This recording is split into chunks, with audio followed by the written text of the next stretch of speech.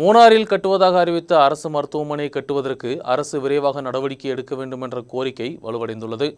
மூணாரை மையமாக வைத்து நவீன வசதிகளுடன் கூடிய மருத்துவமனை இல்லாதது சாதாரண பொதுமக்கள் மற்றும் தோட்ட தொழிலாளிகளுக்கு சிகிச்சைகளுக்காக வேறு மாவட்டங்களையோ அல்லது வேறு மாநிலங்களுக்கோ செல்ல வேண்டிய துயர நிலையை ஏற்படுத்தியுள்ளது.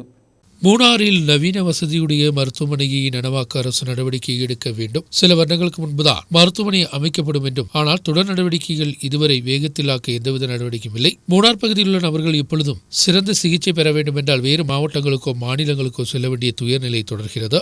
ആയിരക്കണക്കിന് തോട്ടം തൊഴിലാളികൾ അധിവസിക്കുന്ന മൂന്നാർ ഉൾപ്പെടെയുള്ള മൂന്നാർ ദേവികുളം മറ്റ് പ്രദേശങ്ങളിൽ പാവപ്പെട്ടവരായ തോട്ടം തൊഴിലാളികൾക്ക് ചികിത്സ ലഭിക്കണമെങ്കിൽ ഇന്നും വളരെയേറെ ദയനീയ അവസ്ഥയാണ് ചെയ്യുന്നത്.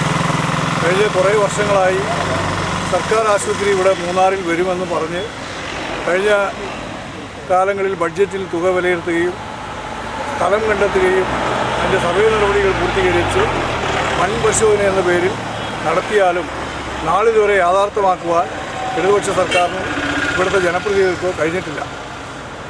ഇവിടുത്തെ ആളുകൾ ഇപ്പോഴും ആശ്രയിക്കുന്നത് ചികിത്സയ്ക്ക് വേണ്ടി തേനി മെഡിക്കൽ കോളേജും കോട്ടയം മെഡിക്കൽ കോളേജ് തുടങ്ങിയ വിദൂരമായ ദൂരസ്ഥലങ്ങളിലുള്ള മെഡിക്കൽ കോളേജുകളെയാണ് ആശ്രയിക്കുന്ന ഗതികേടാണ്.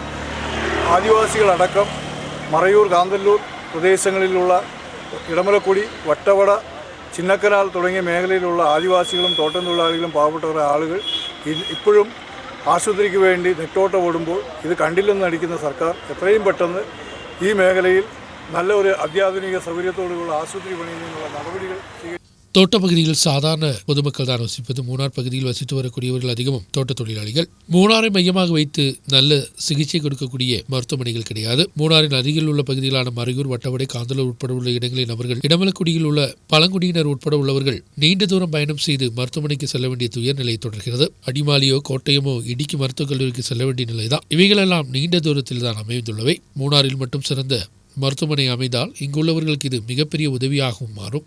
நியூஸ் பீரோ, மூணார்.